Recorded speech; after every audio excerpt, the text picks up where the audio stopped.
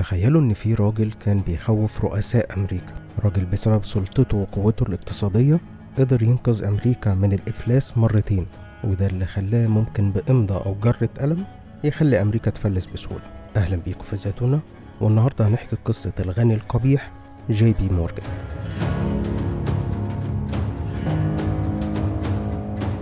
جون اتولد سنة 1837 في أسرة من الطبقة المتوسطة العليا بسبب شغل والده كان اسمه جونيوس مورجان، وكان شغال في القطاع البنكي ما بين أمريكا وأوروبا، وكان حريص إن ابنه يتعلم أحسن تعليم خصوصا في المجال الاقتصادي، عشان كان عايز في يوم من الأيام ابنه يكمل على خطاه في القطاع البنكي ما بين الدول.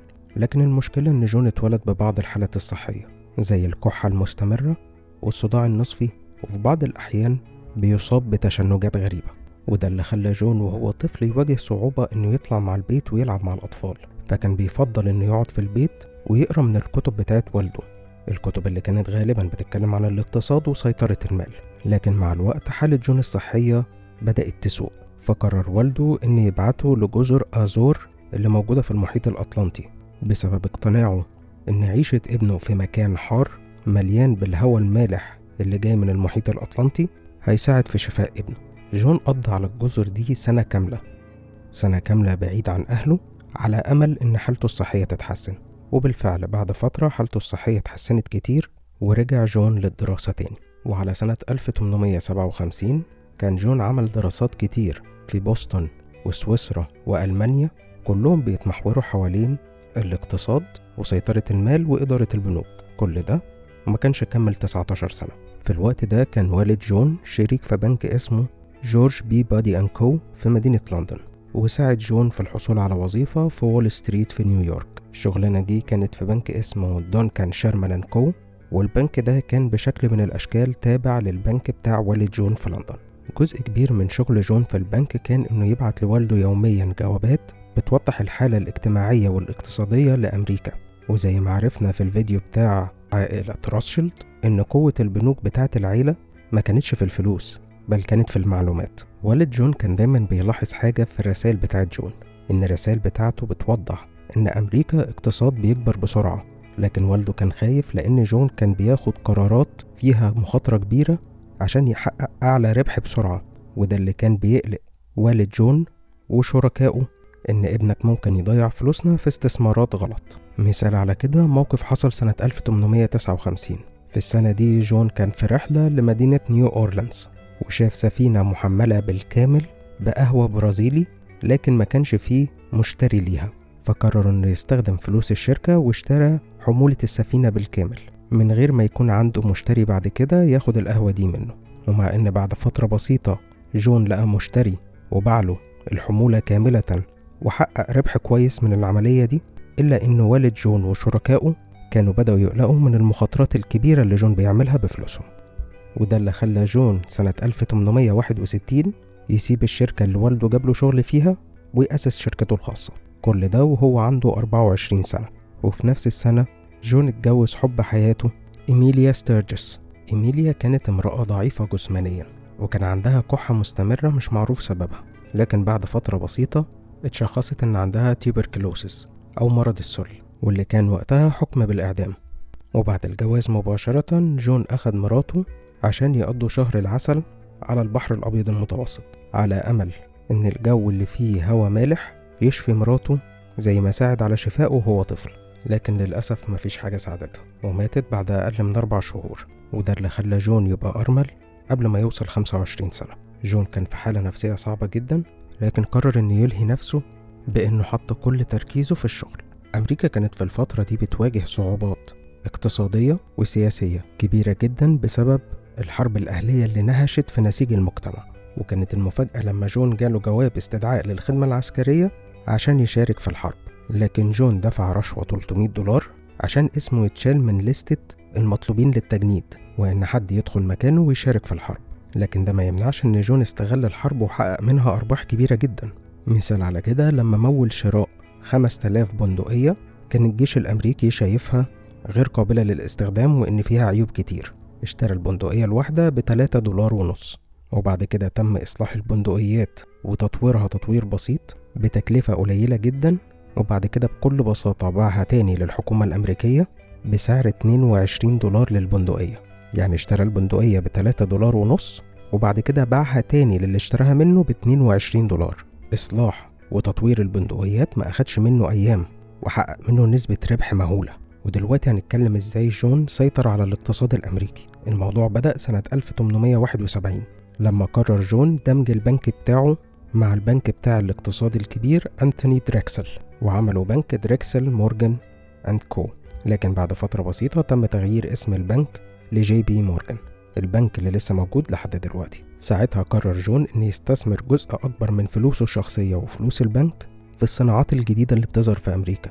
ولو تاخدوا بالكوا ده اللي عمله كل أغنياء العالم في وقتها، زي ما عمل روكفيلر مع البترول واللي شرحناه في الفيديو الكامل بتاعه، وزي كارنيجي في مصانع الحديد المسلح واللي هنعمل عنه فيديو قريب. الناس دي كانوا هم الحيتان بتوع المجالات بتاعتهم ومفيش حد بيقدر ينافسهم. لكن لما جون قرر إنه يستثمر جزء من فلوسه في السكة الحديد، اكتشف إن السكة الحديد فيها منافسين كتير جدا، وإنه مش هيقدر يعمل زي ما جون روكفيلر عمل، إنه يشتريهم كلهم بسهولة. ببساطة هم بدأوا قبل منه بسنين، وجون هو اللي يعتبر لسه صغير في المجال.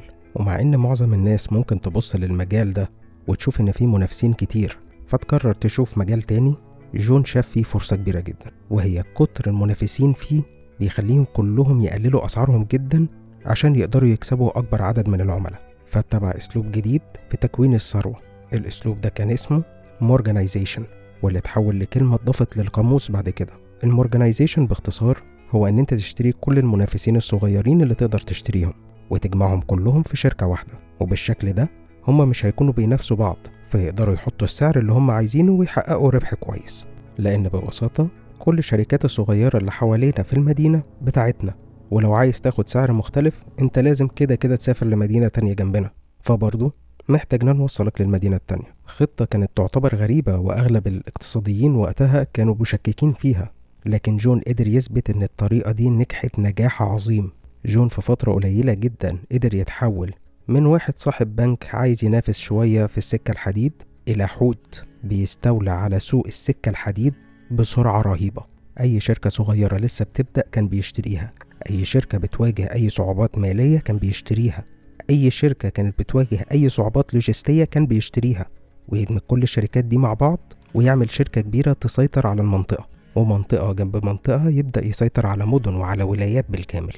وكل ما مساحة المنطقة اللي مسيطر عليها تكبر أسعار التذاكر تعلى وكمية الأرباح تزيد.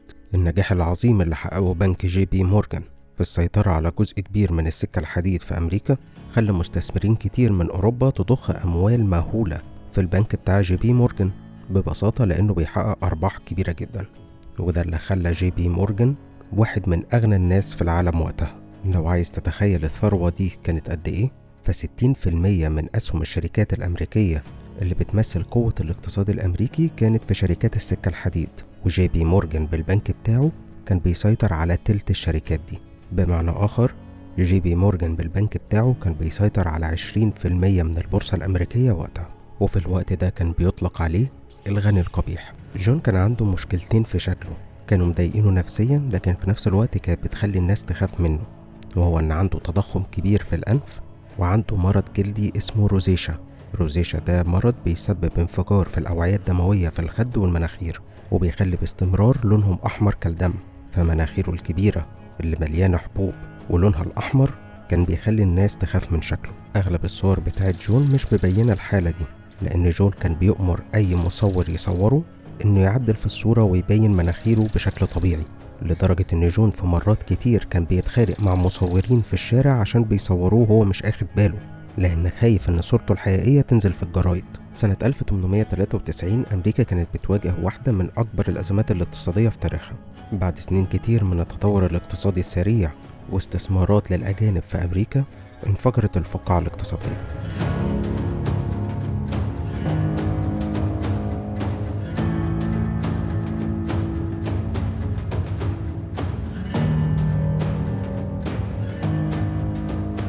البورصة الأمريكية خسرت حوالي 50% من قيمتها، محلات وبزنسز كتير قفلت بابها، وحتى مئات البنوك أعلنت إفلاسها وقفلت.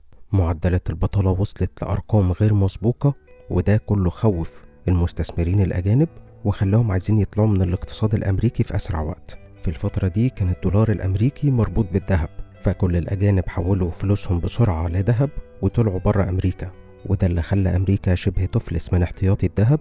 وبالأرقام كانت المفروض أمريكا هتتعثر عن سداد ديونها اللي المطلوب سدادها في وقت قريب. ساعتها الاحتياطي الأمريكي من الذهب كان يقدر بحوالي 9 مليون دولار بس، وده رقم قليل جدا. ولما الرقم ده نزل في الجرايد كل الناس حست برعب رهيب، وكلهم طلعوا يجروا على البنوك عشان يسحبوا فلوسهم. وكلنا عارفين ان لما كل العملاء يروحوا البنك عشان يسحبوا فلوسهم مرة واحدة ده معناه دمار الاقتصاد. ساعتها جي بي مورجان حس ان هو الوحيد اللي يقدر ينقذ امريكا في الوقت ده، وبالفعل سافر عشان يقابل الرئيس الامريكي وقتها كليفلاند عشان يعرض عليه خطة لإنقاذ الاقتصاد الأمريكي. والخطة دي كانت كالآتي: هنعمل رابطة من أقوى الاقتصاديين ومديرين البنوك في أمريكا اللي بقالهم كتير بيشتغلوا مع المستثمرين الأجانب واكتسبوا ثقتهم، هياخدوا منهم ديون كبيرة جدا من الذهب لدعم العملة الأمريكية الدولار في الأزمة بتاعتها. وبعد انتهاء الأزمة وتحسن الوضع الاقتصادي في أمريكا تبقى الحكومة تسدد الدين من الذهب واحدة واحدة. طبعا الرئيس الأمريكي كليفلاند وقتها كان مشكك في الخطة بشكل كبير، لكن شاف ان مفيش اي حلول تانية ولازم يتصرف بسرعة. وبالفعل مضى على موافقة على خطة جون، واتحرك جون وزملائه بسرعة لإنقاذ الاقتصاد. وبالفعل في فترة قليلة جدا قدروا يدعموا الاقتصاد الأمريكي عشان يعدي بالأزمة المالية اللي هو فيها. طبعا جون ما كانش بيعمل ده حبا في الوطن، بل انه طلع بأرباح كتيرة جدا من الصفقة دي، وده اللي ثبت رجله أكتر كأقوى شخص اقتصاديا في أمريكا. بجرة قلم ممكن ينقذ البلد، وبجرة قلم ممكن يدمرها اقتصاديا. وده اللي خلى الحكومة الأمريكية تبدأ تخاف منه وكمان تشدد عليه حتى بعد ما أنقذهم من أزمتهم. لكن كل ده ما فرقش مع جون، لأن في سنة 1901 جون عمل أكبر صفقات اقتصادية مش بس في تاريخ أمريكا بل في تاريخ العالم. أول صفقة منهم كانت كارنيجي ستيل. كارنيجي ستيل كانت مجموعة مصانع لصناعة الحديد والصلب، كان بيسيطر عليها رجل أعمال اسمه كارنيجي، وده اللي قريب هنعمل عنه فيديو لأنه برضه كان حوت الفولاذ في العالم. لكن سنة 1901 كارنيجي حس إنه كبر ومحتاج يرتاح شوية، وقرر إنه يبيع مصانعه وشركاته. لكن مين في أمريكا يقدر يشتري وفي نفس الوقت يستحوذ على صناعة الحديد والصلب والفولاذ في دولة زي أمريكا؟ سعر البيع كان هيبقى مهول. لكن جي بي مورجان طلب مقابلة خاصة مع كارنيجي وقال له ببساطة: مطلوب كام في كل البيزنس بتاعك؟ كارنيجي حس بالتوتر شوية لأن عارف الرقم اللي كان هيقوله كان عملاق. الرقم كان هو 480 مليون دولار. خليكوا فاكرين إن احنا بنتكلم سنة 1901. ساعتها جون رجع في الكرسي بتاعه وقال له كلمة واحدة: أنا اشتريت. كارنيجي نفسه كان متفاجئ إن جي بي مورجان معاه سيولة 480 مليون دولار. لكن المفاجأة الأكبر إن بعد ما مضوا العقود لما جي بي مورجان قال لكارنيجي: على فكرة أنت لو كنت طلبت 580 مليون دولار كنت هدفعهم برضو عادي، يعني لو كنت طلبت 100 مليون دولار زيادة ما كانش هيبقى عندي مشكلة وكنت هوافق من غير فصال. وبعد الاستحواذ مباشرة دمج شركة كارنيجي ستيل مع الفيدرال ستيل كومباني، والدمج ده طلع شركة يو اس ستيل. ساعتها كانت يو اس ستيل الشركة اللي عملها جي بي مورجان بدمج كارنيجي ستيل مع فيدرال ستيل هي أغلى شركة في التاريخ وقتها. أول شركة قيمتها تعدي $1 مليار، ومش عدت $1 مليار بحاجة بسيطة، قيمة الشركة كانت 1.4 مليار دولار. وده اللي رعب الاقتصاديين والسياسيين مش في أمريكا بس لكن في العالم كله. إزاي الشخص قدر يوصل للمستوى ده؟ لو مش أخدين بالكو فجي بي مورجان دلوقتي مسيطر على صناعة السكك الحديد وصناعة الحديد والصلب. لكنه موقفش هنا، لأنه في نفس السنة بدأ يدعم توماس إديسون العالم المعروف في التجارب الأولية بتاعته في الكهرباء، ودمج شركة إديسون إلكتريك مع الشركات المنافسة وعمل شركة جنرال إلكتريك، الشركة اللي موجودة لحد دلوقتي. انتوا متخيلين السيطرة اللي كان بيعملها على كل مرافق الاقتصاد في أمريكا؟ كهرباء، حديد وصلب، سكك حديد، سيطرته على الاقتصاد البنكي، هو الآمر والناهي في الخطط الاقتصادية للدولة. كل ده سبب رعب لكل القادة في أمريكا، وده اللي خلى المشاكل الحقيقية تبدأ مع جي بي مورجان. سنة 1907 كان روزفلت هو الرئيس الأمريكي، وكان لا يخفى على أحد أن روزفلت كان بيكره ويحتقر جي بي مورجان لأن شايفه أنه بيسيطر على كل حاجة في الاقتصاد، وبطريقة أو بأخرى سلطة جي بي مورجان في أمريكا أعلى من سلطة روزفلت كرئيس. لكن كل ده ما منعش إن سنة 1907 حصلت تاني أكبر أزمة اقتصادية في تاريخ أمريكا، وحصل نفس السيناريو تاني. كل الناس جريت على البنوك عايزة تسحب فلوسها، البنوك ما عندهاش الفلوس اللي تديها لكل الناس فهتعلن إفلاسها، لدرجة إن نزل قرار من الرئيس الأمريكي للبنوك، كان قرار سري، إن موظفين البنك وهم بيعدوا الفلوس قبل ما يدوها للناس يعدوها بالراحة جدا ويعدوها كذا مرة، عشان كان متخيل إن بالطريقة دي الفلوس هتطلع بالراحة وممكن الأزمة تعدي. لكن كل ده منفعش، ومن تاني شافوا إن الوحيد اللي يقدر ينقذ الاقتصاد الأمريكي هو جي بي مورجان. خطة جي بي مورجان كانت مختلفة المرة دي عن المرة اللي فاتت. هو شاف إن في بنوك قوية هتقدر تعدي من الأزمة دي بسهولة، اللي هم البنوك الكبيرة وهو على رأسهم، لكن الأزمة هتحصل بسبب البنوك الصغيرة اللي مش هتقدر تسد كل التزاماتها للعملاء. فجي بي مورجان بعت دعوة لكل رؤساء البنوك وقادة الاقتصاد في أمريكا إن يجوا يقعدوا معاه شوية في المكتبة الخاصة بتاعته في منطقة ماديسون أفينيو عشان يحاولوا يشوفوا حل للأزمة الاقتصادية. أول ما كل الناس اتجمعوا في غرفة الاجتماعات، جون أمر إن باب المكتبة يتقفل عليهم من الخارج، وقال لهم الباب مش هيتفتح غير لما نلاقي حل للأزمة الاقتصادية في أمريكا. قال لهم ببساطة إحنا كبنوك كبيرة مش هنفلس، وما عندناش مشكلة، والأزمة الاقتصادية هتعدي علينا عادي جدا، المشكلة في البنوك الصغيرة. فببساطة إحنا هنضخ أموال كتيرة جدا في البنوك الصغيرة عشان تقدر تدفع التزامات العملاء اللي عليها، ومع الوقت يبقوا يردوا الفلوس أو نستحوذ عليهم. طبعا كان في شد وجذب كتير من رؤساء البنوك وقادة الاقتصاد، لكن في الآخر توصلوا إن خطة جون هي الأصلح، وبالفعل تم تنفيذ الخطة وتم إنقاذ الاقتصاد الأمريكي لتاني مرة على إيد شخص واحد هو جي بي مورجان. لكن بعد إنقاذ أمريكا، جي بي مورجان كان كبر في السن وكان تعبان باستمرار، وفي يوم 31 مارس سنة 1913 مات جي بي مورجان في مدينة روما في إيطاليا، وكمل ابنه مسيرة البنك في الهيمنة الاقتصادية. البنك موجود لحد النهاردة، ولحد النهاردة في كلام كتير بتتمحور حوالين الخوف إن البنك مسيطر على أجزاء كبيرة جدا من الاقتصاد.